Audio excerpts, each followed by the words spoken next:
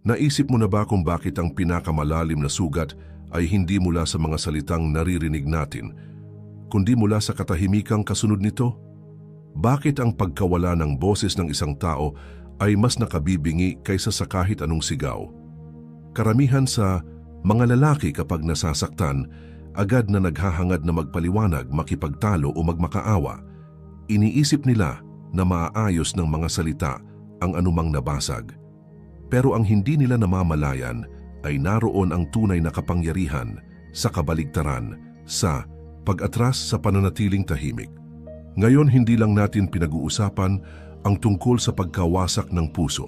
Pinag-uusapan natin ang tungkol sa pagbabago, kung paano muling bumangon ang isang lalaki mula sa abo nang hindi nagtataas ng kamay o tinig, kung paano ang katahimikan kapag ginamit ng tama ay nagiging sandatang mas matalim pa sa anumang talim. Kapag naunawaan mo ang kapangyarihan ng detachment, mapagtatanto mong hindi mo kailangang habulin ang closure. Hindi mo kailangang pilitin ang sinuman na makita ang halaga mo. Ikaw na mismo ang closure. Ikaw ang katahimikang hindi nila matatakasan. Ang Stoicism ay hindi tungkol sa pagiging manhid. Ito'y tungkol sa pagiging untouchable. Ang dark psychology ay hindi tungkol sa manipulasyon. Ito'y tungkol sa pag-unawa sa mga hindi nakikitang puwersang humuhubog sa ugali ng tao at ang pagtanggi na maging alipin nito. Kapag kontrolado mo ang emosyon mo, kapag hawak mo ang reaksyon mo, tangan mo ang kapangyarihang hindi nila kayang agawin. Hindi ka na patuloy na dumurugo para sa taong ni hindi ka kayang punasan ng luha. Kapag nanahimik ka matapos kanyang sirain, kapag inalis mo ang presensya mo, ang enerhiya mo, ang pagpapatunay ng halaga niya mula sa iyo, hindi ka lang basta naglaho. Naging kawalan ka na hindi niya kayang punan. Tanong na hindi niya kayang sagutin. Pagkakamaling hindi na niya kayang itama. Ang katahimikan mo ang naging salamin na hindi niya kayang titigan, paalala ng lahat ng binitawan niya. At sa oras na mapagtanto niya iyon, wala ka na. Maligayang pagdating sa Marcus Aurelius ng Tagalog. Maligayang pagdating sa sandaling tumigil ka sa paghabol at nagsimulang manakop. Ito ang oras na pinili mong manahimik at iyon ang sumira sa kanya. Kung tapos ka nang ipamigay ang kapayapaan mo sa mga taong hindi ito pinahalagahan, kung handa ka nang masakop ang sarili mo ng buo, pindutin ang like button, mag-subscribe, i-turn on ang notifications at magkomento sa ibaba. Mas malakas, magsalita ang katahimikan ko kaysa sa kaguluhan nila. Una, mas malakas ang katahimikan kaysa sa mga salita. Nang saktan ka niya, lahat sa loob mo gustong gumanti. Sinabi ng instinct mo na tawagan siya, i-text siya, iparamdam sa kanya ang sakit na dulot niya. Gusto mong maintindihan niya, kahit kaunti lang ang naramdaman mo. Pero ito ang katotohanan. Bihira talagang may mabago ang mga salita. Ingay lang sila. Nagiging parang background noise na lang sa isang taong matagal ka nang hindi pinakikinggan. Bawat mensahe, bawat tawag, bawat pagsubok mong magpaliwanag, lalo lang nagpapalakas ng loob niya. Pinapatunayan lang nito na kontrolado ka pa rin niya. Ang isipan mo, ang puso mo, ang emosyon mo. Pero ang katahimikan, ibang usapan yan. Malupit ang katahimikan. Pinipilit nitong harapin ng isang tao ang bagay na ayaw niyang tingnan, ang sarili niya.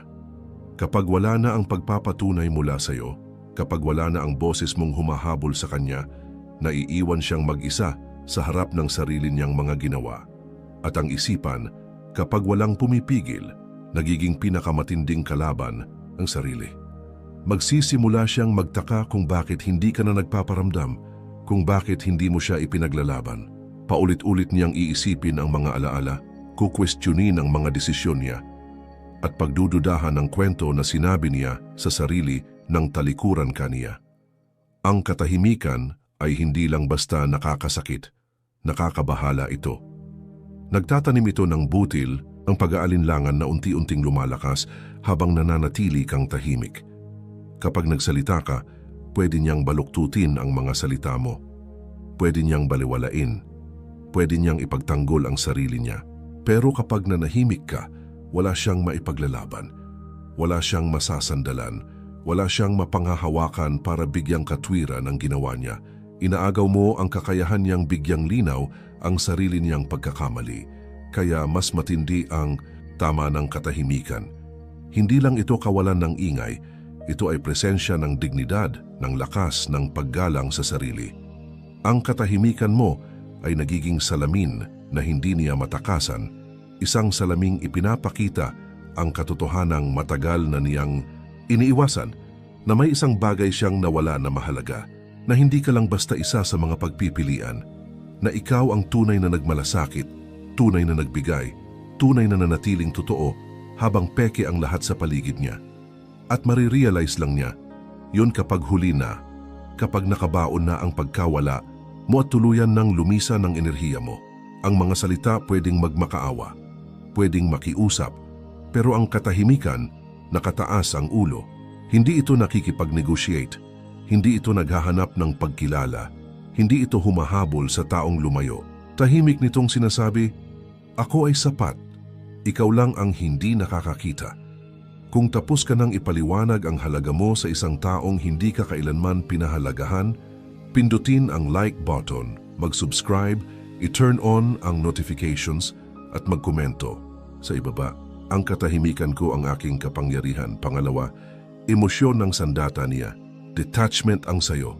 Kapag ang isang babae ay lumalayo, nangangaliwa, nagtataksil o iniiwang gulong-gulo ka, bihira itong maging malinis na pagputol.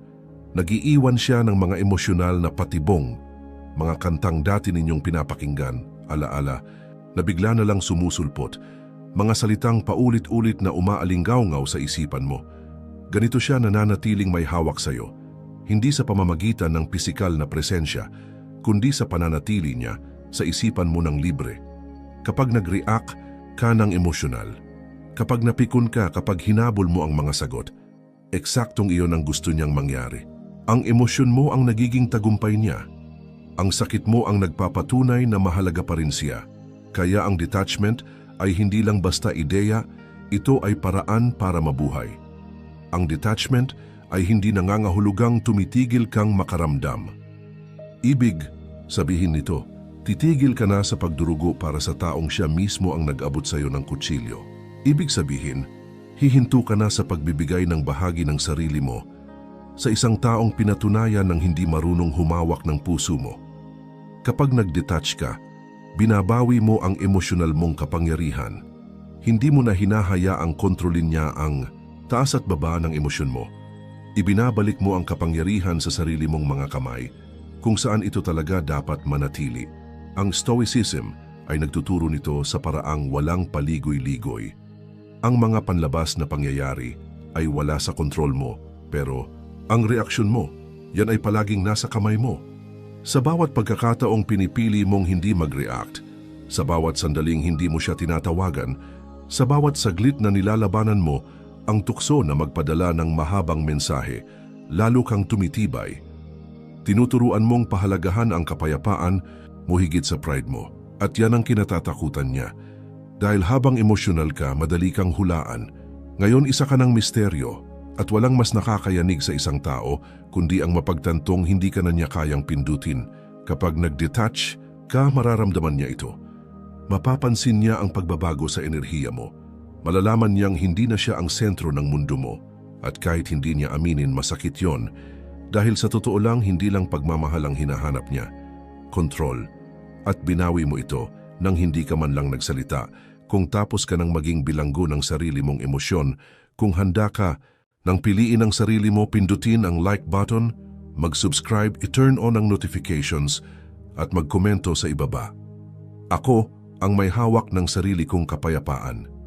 Pangatlo, ang prinsipyo ng kakulangan. Nagiging mahalaga ka kapag wala ka. Tao, ang likas na magpahalaga lamang sa mga bagay na bihira. Hindi natin hinahabol ang mga bagay na sagana at palaging nandyan. Hinahabol natin ang mga bagay na pakiramdam natin ay unti-unti nang nawawala sa ating mga kamay. At sa ngayon, dalawa lang ang posibleng estado mo. Ikaw ay laging nandyan o ikaw ay kakaiba't mahirap hanapin. Kapag palagi kang available, palaging nagte-text, palaging naghihintay ng atensyon niya, Nagiging background noise ka lang, madaling hulaan, madaling abutin, at walang bagay na mas mabilis mawalan ng halaga kaysa sa laging abot kamay. Sa oras na alisin mo ang sarili mo, sa mismong sandaling hindi ka na nagpapakita sa mga lugar na inaasahan kaniyang naroon, may natatamaan kang likas na takot sa loob niya, ang takot na mawala. Ang kakulangan ng nagtutulak sa kanya para maramdaman ang pagkawala mo. Pinapaisip siya nito sa mga desisyon niya. Pinipilit siyang harapin ang katotohanang hindi ka isang rekurso na pwede niyang balikan kahit kailan niya gustuhin, hindi ka permanente. Isa kang limitadong karanasan, isang uri ng enerhiyang minsan lang dumaan sa buhay niya at basta na lang niyang pinabayaan sa simpleng pag-atras mo, sa pagiging bihira mo, hindi mo na kailangang humingi ng atensyon. Ikaw mismo ang nagiging bagay na hinahanap-hanap niya, pero hindi na niya basta makuha. Tandaan mo ito, ang atensyon ay parang pera. Kapag madalas mong ibinibigay, bumababa ang halaga. Pero kapag pinipili mong hindi ito basta ipamudmod, tumataas ang halaga nito. Kapag tumigil ka sa pagbibigay ng libreng access sa enerhiya mo, kapag tumigil ka sa pagbibigay ng oras at presensya sa kabila ng hindi magandang pagtrato, binabago mo ang balanse ng kapangyarihan. Ipinapaalala mong ikaw ang premyo mula pa sa simula, na hindi kanya unti-unting nawala, kundi siya mismo ang naglustay sa iyo. Iniisip na mananatili ka kahit kailan niya balikan. Ang pagiging bihira ay hindi nangangahulugang naglalaro ka ng laro. Nangangahulugan ito na kilala mo ang sarili mong halaga at hindi mo ito basta iniaalok sa mga taong hindi marunong magpahalaga.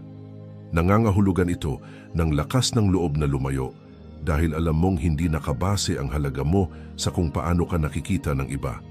Nakabase ito sa kung paano mo nakikita ang sarili mo at sa kung gaano ka kahandang protektahan ang kapayapaan mo, anuman ang kapalit. Kung tapos ka na sa pagiging palaging available para sa mga taong hindi man lang mapapansin kung bigla kang nawala, pindutin ang like button, mag-subscribe, i-turn on ang notifications at magkomento sa ibaba. Hindi ako madaling palitan. Pang-apat, ang misteryo ang sumisira sa kontrol niya. Sa sandaling kaya ka na niyang hulaan, kontrolado ka na niya. Alam niya kung kailan ka tatawag. Alam niyang magpapakita ka kahit paano ka pa niya tratuhin.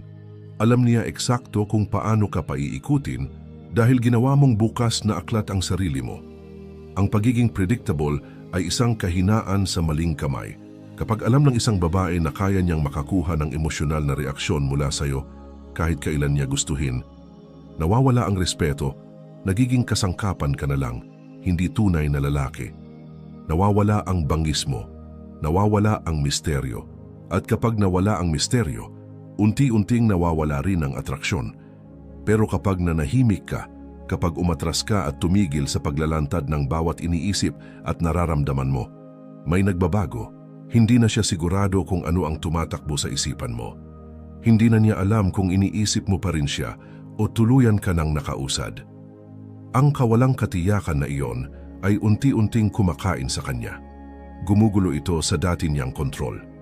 Ang isip ng tao ay likas na naghahanap ng kasagutan. At kapag wala itong makuha, ito'y nagpapalitaw ng sariling mga sagot. At madalas pinakamasama pa ang naiisip. Yan ang kapangyarihan ng misteryo. Ang misteryo ay hindi tungkol sa panlilinlang. Ito'y tungkol sa hindi pagbibigay ng buong sarili sa taong hindi man lang pinaghirapang makuha ito. Ito'y tungkol sa pananatili ng dignidad, sa pagtahimik ng mga plano at sa pag-iingat ng enerhiya. Habang mas kaunti ang alam niya, mas marami ang ini-imagine niya. At habang lumalakas ang imahinasyon niya, mas ramdam niya ang pagkawala mo. At habang lalong nararamdaman ang pagkawala mo, lalo siyang nagsisisi sa pag-aakalang kaya kanyang palitan. Hindi mo kailangang ipagkaloob sa kahit kanino ang buong pag-iisip at puso mo. Ang dapat mong unahin ay protektahan ang pinaka-importanting pag-aari mo, ang sarili mo. Ang misteryo ay hindi manipulasyon. Isa itong anyo ng respeto. Respeto sa sarili mong landas, respeto sa sarili mong paghilom, at respeto sa lalaking unti-unti mong nagiging sa oras na naunawaan mong hindi mo kailanman kailangang patunayan ang halaga mo sa kahit kanino. Kung tapos ka ng maging predictable, Kung handa ka ng hayaang ang katahimikan ang magsalita para sa iyo, pindutin ang like button, mag-subscribe, i-turn on ang notifications, at magkomento sa ibaba. Ang misteryo ko ang aking lakas. Panglima, hindi kayang tanggapin ng ego niya ang pagtanggi. Maraming lalaki ang naniniwalang umaalis ang mga babae dahil wala na silang pakialam. Ang totoo, maraming babae ang umaalis na may paniniwalang hahabulin mo sila. Inaasahan nila ang mga luha, ang pagmamakaawa, ang mga tawag sa 10 oras ng gabi na humihingi ng isa pang pagkakataon. Bakit? Dahil ito ang nagpapakain sa ego nila. Pinatitibay nito ang paniniwalang sila pa rin ay ninanais, kailangan at nasa kontrol. Ang sakit mo ay nagiging tropeyo nila. Ang desperasyon mo ay nagiging patunay na ang paglayo nila ay nagbigay sa kanila ng higit pang kapangyarihan, hindi kabawasan. Pero kapag hindi ka humabol, kapag hindi ka nakipagtalo, kapag hindi ka man lang natinag, binabasag mo ang ilusyon. Tinatanggihan mo ang kwento na akala niya ay siya ang may hawak. At walang mas masakit sa ego ng isang babae kundi ang hindi inaasahang pagtanggi. Hindi lang ito tungkol sa pagkawala ng atensyon mo, kundi sa tahimik na pahayag na ginagawa mo nang hindi nagsasalita. Hindi kita kahihintulutang sirain ang sarili ko. Ang pagtanggi ay hindi lang basta pagsasabi ng hindi. Isa itong pag-angkin muli ng respeto sa sarili. Isa itong pagpili ng kapayapaan kaysa sa pansamantalang papuri. Isa itong pagtanggi na mapasok sa emosyonal na laro kung saan siya ang gagalaw at inaasahang ikaw ang susunod ayon sa plano niya. Kapag hindi ka nakisali, kapag binali mo ang siklo, mararamdaman niya ito. Mapapaisip siya. Uulit-ulitin sa isip ang mga nangyari at sa kauna-unahang pagkakataon, mapipilitan siyang harapin ang posibilidad na baka nga nasobrahan siya sa laro. Hindi mo responsibilidad na puna ng puwang sa kaluluwa ng iba. Responsibilidad mong protektahan ang sarili mong buo. Ang paglayo ay hindi kahinaan, ang paglayo ay sukdulang lakas. At ang pagtanggi sa kontrol niya, kahit pa minahal mo siya noon, ay isang pahayag na mas mahalaga ang dignidad mo kaysa sa pag-apruban niya. Kung tapos ka nang palakihin ang ego ng mga taong hindi karapat-dapat sa enerhiya mo, kung handa ka nang pahalagahan ang sarili mo muna, pindutin ang like button, mag-subscribe, i-turn on ang notifications, at magkomento sa ibaba. Hindi pinag-uusapan ang dignidad ko, hindi ito ipinagpapalit. Pang-anim, enerhiya ay kayamanan. Tigilan mo na ang pag-aaksaya nito. Bawat segundo na iniisip mo siya, pinag-uusapan siya, sinusubaybayan siya sa social media, o inaalala ang mga pag-uusap ninyong dalawa, ginagastos mo ang enerhiya mo. At ang enerhiya ay isang uri ng kayamanan. Kapag nawala, hindi na ito na ibabalik. Karamihan sa mga lalaki huli na bago nila ito maunawaan. Ubos na sila sa paghabol ng closure, sa mga paliwanag, sa mga taong matagal nang nakausad. Nauuwi sila sa pagkasaid, emosyonal, mental at espiritual. Ang enerhiya mo ay kapangyarihan mo. Ito ang gasolina ng kinabukasan mo. Ito ang puwersang nagpapalago sa iyo. Sa tagumpay mo, sa kapayapaan mo, sa sarili mong katahimikan. At sa bawat pagkakataong ibinibigay mo ito nang walang ingat, lalo mo lang pinapabagal ang sariling pag-angat. Nanatili kang nakatali sa siklo ng reaksyon sa mga desisyon ng iba, sa halip na ikaw mismo ang lumikha ng sarili mong landas. Hindi ito lakas, ito'y pagkaalipin. Itinuturo ng Stoicism na ang pinakamataas na anyo ng kontrol ay ang self-mastery. Ibig sabihin nito'y marunong kang kilalanin kung kailan ka naubos, at walang pag-aatubiling putulin ito. Walang mahabang paliwanag, walang dramatikong pamamaalam. Tahimik lang na desisyon, pinipili ko ang sarili ko. Sa bawat pagkakataong tumatanggi kang ibuhos ang enerhiya mo sa taong hindi karapat-dapat dito, muli mo itong ini-invest sa sarili mo, sa kalusugan mo, sa isipan mo, sa mga layunin mo, sa kapayapaan mo. Napapansin ng mga babae kapag tumitigil na ang isang lalaki sa pagtagas ng enerhiya. Napapansin nila kapag hindi ka na umiikot sa mundo nila, kundi nagsisimula ka ng lumikha ng sarili mong gravity. Napapansin nila kapag hindi na sila ang sentro ng mundo mo at nagsisimula kang maging lalaking itinadhana mong maging. At pagdating ng panahong yon, huli na para sa kanila.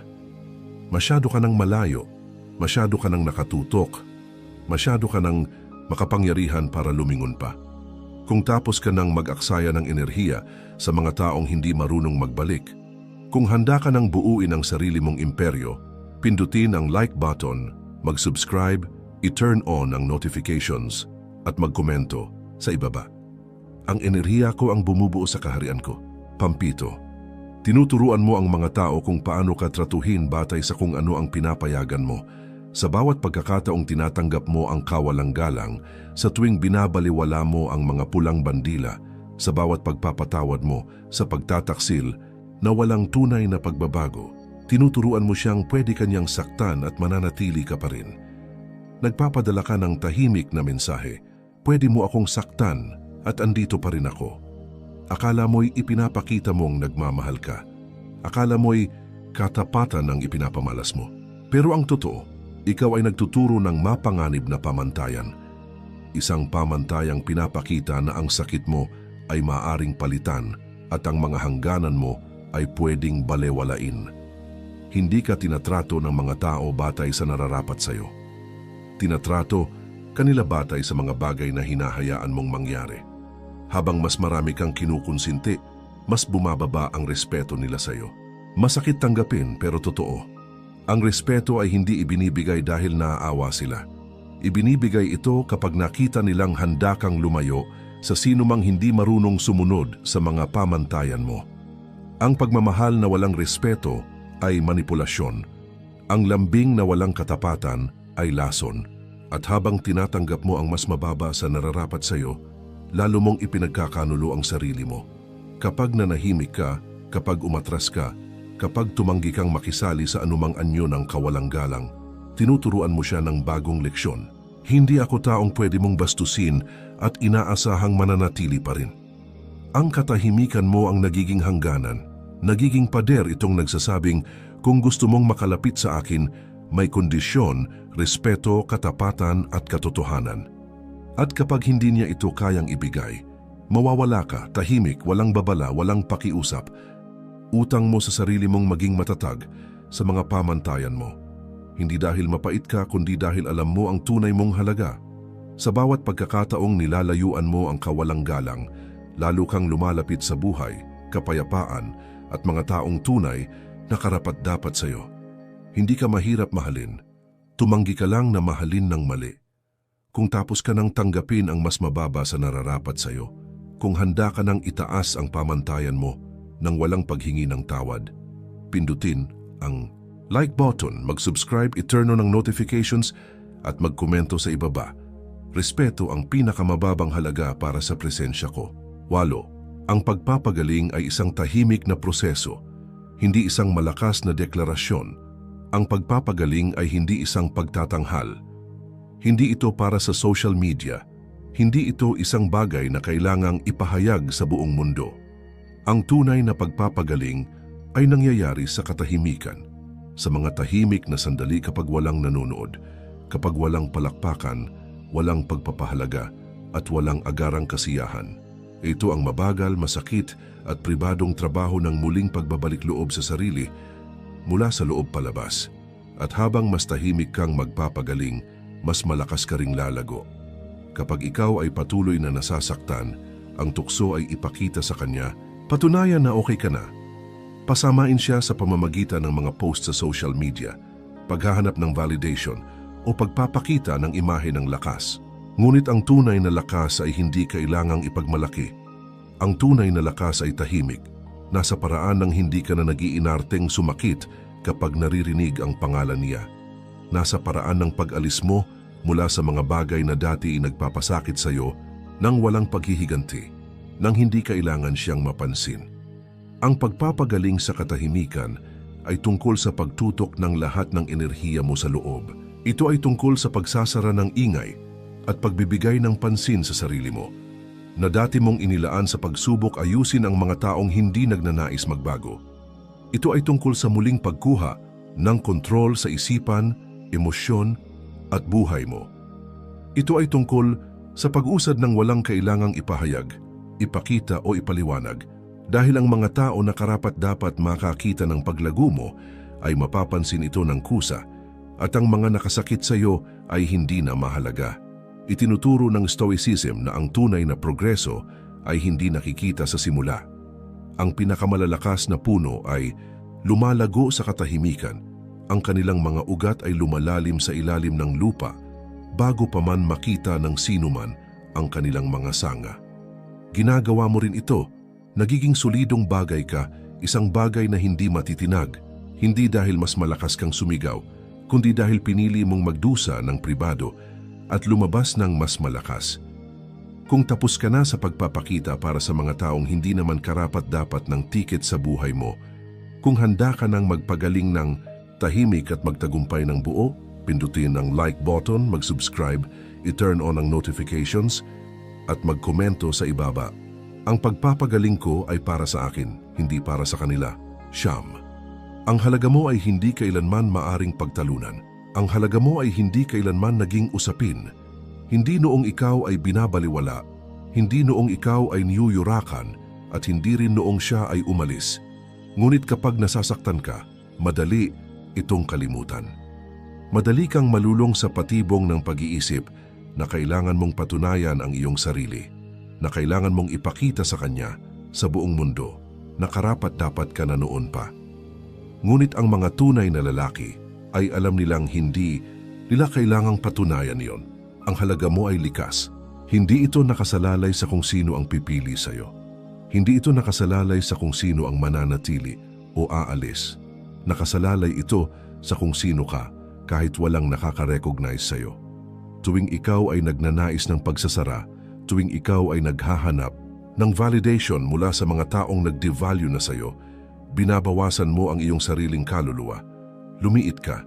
Ginagawa mong kondisyonal ang iyong halaga sa kanilang aprobado. At hindi iyon stoicism, hindi iyon lakas. Iyon ay desperasyon na nagkukubli bilang katapatan.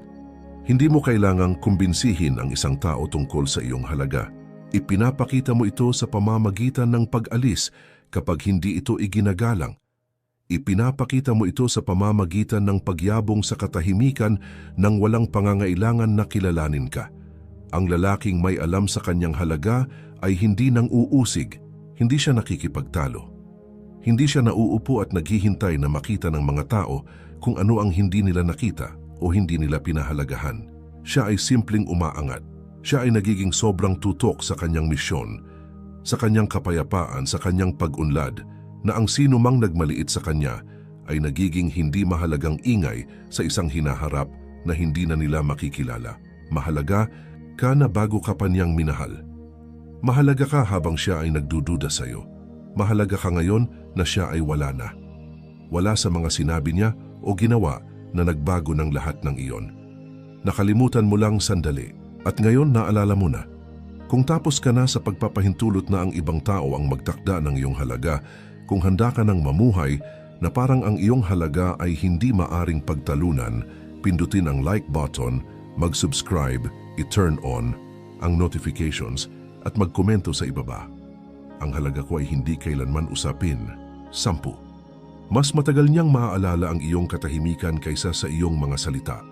Matapos maglaho ang mga argumento, matagal matapos magbasa ng mga paghingi ng tawad, matagal matapos mabura ang mga mensahe at magsimulang mag-blur ang mga alaala, ang tatatak sa kanya ay ang iyong katahimikan. Hindi ang mga salitang sinabi mo na nagpapakita ng pagtatangka upang ayusin ito. Hindi ang galit na pinakawalan mo para ipaintindi sa kanya. Ang manatili sa kanyang isipan ay ang sandali na tumigil kang tumugon. Ang sandali na kinuha mo ang iyong enerhiya, ang sandali na nawala ka ng walang laban. Ang mga salita ay maaaring paliwanag. Pwede niyang sabihin sa sarili niya na hindi mo iyon sinadyang sabihin o na ikaw ay tinamaan ng emosyon. Ngunit ang katahimikan ay hindi pwedeng ipaliwanag. Isang patuloy na paalala na pinili mong kapayapaan kaysa kaguluhan, pinili mong sariling respeto kaysa sariling pagsira. Pinahalagahan mo ang iyong sarili upang umalis ng tahimik kapag ang respeto na nararapat sa iyo ay hindi na naroroon. Ang iyong katahimikan ay nagpapilit sa kanya na harapin ang isang katotohanan na hindi niya kayang baluktutin o tanggihan, na wala niya ang isang bagay na tunay, isang bagay na solid, isang bagay na bihira. Puspos ito sa kanyang isipan kapag siya ay mag-isa. Aawit ito sa mga espasyo kung saan dati naroon ang iyong boses. Tatalon ito sa mga pag-uusap na sinusubukan niyang gawin sa mga tao na hindi makakapalit sa iyo.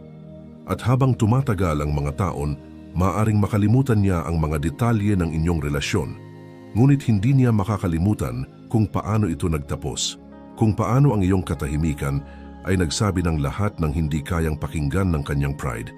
Ang Stoicism ay nagtuturo na ang pinakamataas na uri ng komunikasyon ay hindi ang mga salitang sinasabi mo, kundi ang mga hindi mo sinasabi.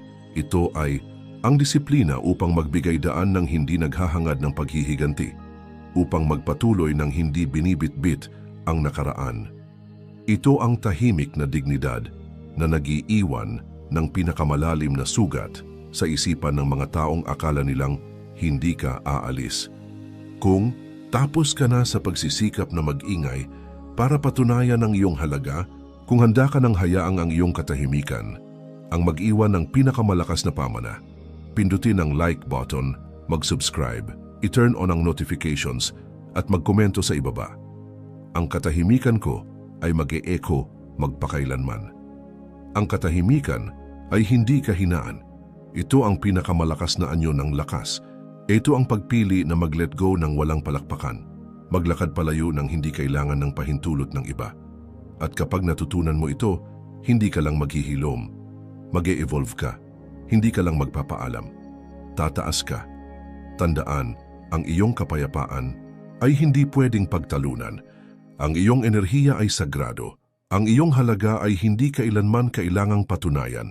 Ito ay bagay na kailangan protektahan. Kung nakita mo ang halaga sa mga ito at seryoso kang gawing lakas ang sakit na ito, tingnan ang Stoic Breakup Manual. Lahat ng kailangan mo upang muling buuin ang iyong isipan, ang iyong puso at ang iyong hinaharap nang hindi nawawala ang iyong kaluluwa. Ang link ay nasa ibaba. Pindutin ang like button kung hindi mo pa nagagawa. Mag-subscribe, i-turn on ang notifications at sumali sa Brotherhood of Men na hindi bibigay sa pressure. Mag-drop ng comment sa ibaba. Pinipili ko ang kapayapaan higit sa lahat. Babasahin ko silang lahat. Manatiling tahimik, manatiling malakas, manatiling stoic. Makikita kita sa susunod.